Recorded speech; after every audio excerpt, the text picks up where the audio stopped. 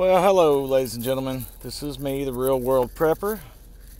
Let's take a little drive. Death by 1,000 cuts. That is how we are being killed. That is how the United States of America is being destroyed. That is how you and me, our family, our friends, everyone we know, love, and hold dear are being destroyed. We're being killed. A death by 1,000 cuts. Let's do a real brief recap so far of 2020, the year that will kill us, that will see us dead before it's all said and done on a death by 1,000 cuts. Let's go to January. Iraqis attack U.S. Embassy in Baghdad. There's some type of militant group that did that. Trump orders the targeted killing of bad guy Soleimani. Harvey Weinstein charged with rape. Oh, how the mighty are falling. Iran throws missiles at Americans in an Iraqi base. Women outnumber men in the workforce. Earthquake in Puerto Rico. The Democratic presidential debate takes place. U.S. and China trade deals begin. Trump starts that up. The Trump impeachment trial begins. Big gun rally held in Richmond, Virginia. We all remember that one. COVID rears its ugly head for the first time in the U.S. That's just January. February, we've got the impeachment trial ending in acquittal. Yay. We've got the National Highway Traffic Safety Administration allowing a company to operate over 5,000 driverless vehicles, a sign of the times to come. The first all-black news channel is created by a former congressman, black man. All-black news. The Boy Scouts file bankruptcy. Roger Stone is sentenced to prison. Jeff Bezos injects $20 billion into fighting climate change. Oh, the dreaded climate change. Harvey Weinstein found guilty. The first cashless grocery store opens in Seattle. The largest single-day decline in the stock market history takes place. The first U.S. COVID death occurs. That is just February. March kind of goes like this. Pretty much almost all of the Democratic candidates during the month of March call it quits. Super Tuesday takes place. The Senate approves an $8.3 billion aid package for COVID. More stock market losses occur at greater numbers and greater degrees.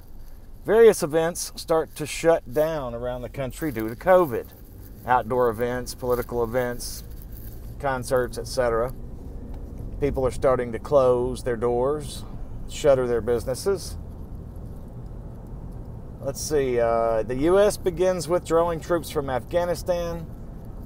Trump imposes travel bans on some countries, including Europe.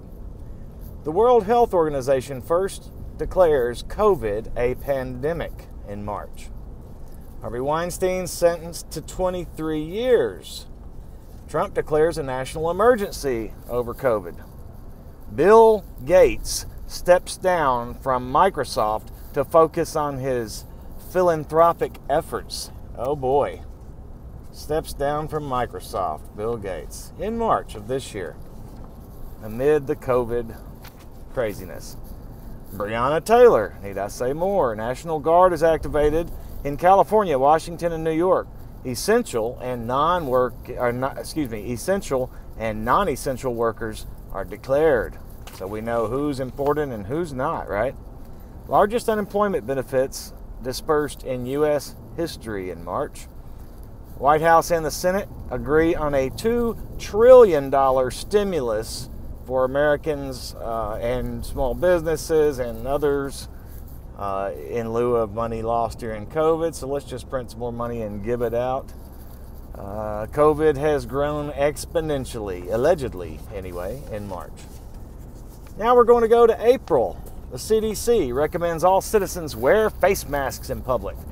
More places are shuttering their businesses and imposing varying mandates for how to operate and act. The U.S. records the most COVID deaths in one day on April 7th. Bernie Sanders finally drops out of the race, leaving Biden as heir apparent for the Democratic Party. The U.S. becomes the country with the highest number of cases in April, allegedly. Trump defunds the World Health Organization. Lockdowns begin in several states. The U.S. enters its worst unemployment crisis since the Great Depression. Oil prices reach a record low.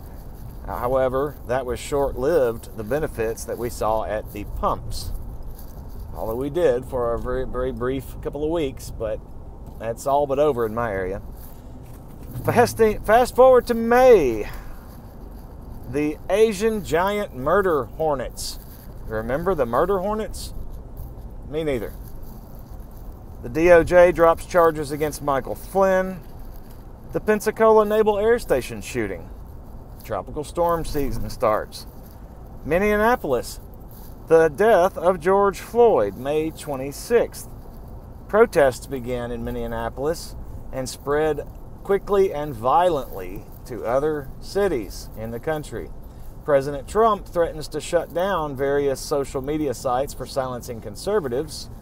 True story. The National Guard is deployed as riots grow in their intensity.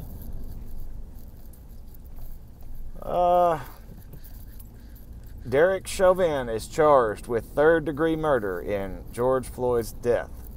Quote, when the looting starts, the shooting starts. Boy, that was a hell of a May. June, this is just last month now, June. Blackout Tuesday, it's where various industries come together to protest the racism and the police brutality, right? Big problem. Washington, D.C. mayor allows the Black Lives Matter to paint their big worded mural down the newly renamed 16th Street in Washington, D.C., to Black Lives Matter Plaza. Seattle's newest and most awesome hipster utopia project, the Autonomous Zone, or CHAZ, is created, only to be very quickly squashed. HBO removes Gone with the Wind because, racism. Minneapolis City Council votes to disband the police department, and thusly creating a wave of this ridiculousness everywhere. Protesters in Nashville declare themselves an autonomous zone on Capitol grounds there in Nashville. Also short-lived. Rayshard Brooks, shot by police in Atlanta in June. Here we go again. The police chief resigns, rioters burn things down. Same old story. John Bolton's book comes out. Juneteenth, whatever that is. Trump signs executive order stating that the people who destroy or vandalize monuments, memorials, or statues will be heavily prosecuted. Let's see. People continue to destroy things. Several states double down on shutdowns while some stay open. Here's a good one. Mississippi Governor Tate Reeves retires the Mississippi state flag. Why? Because racism. Now here we are in July. Ghislaine Maxwell, Jeff Epstein's right-hand girl, arrested for her part in the Pedo Island operation. Well, they haven't really said that specifically, but hopefully that's going to come out. Hopefully all of these pedos are going to get outed and dealt with.